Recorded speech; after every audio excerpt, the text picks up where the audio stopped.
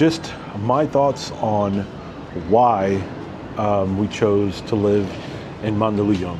I think Mandaluyong, honestly, is way underrated as a city to live in. There's a lot of different condo buildings that are in around this area, easily accessible, that provide very good value for your money.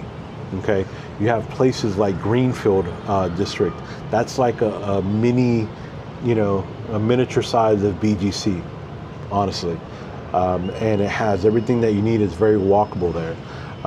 And I mentioned before in the video when I was talking about developers, like when I was starting to point out the different towers and the developers, like some of those towers that I was mentioning in that video provide like awesome benefits, especially being across the other side of EDSA, because you get easy access to going to like Greenfield District.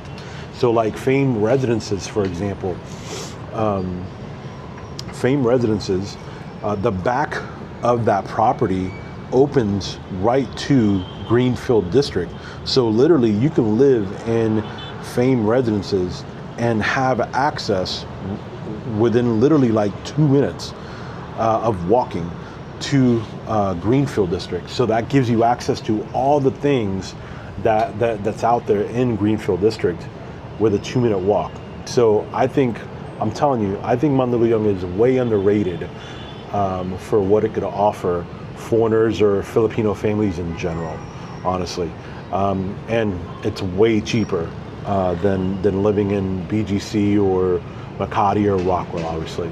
But a lot of benefits, and again, I just think you get more of a raw feeling of what it's really like to live in Manila, in my opinion.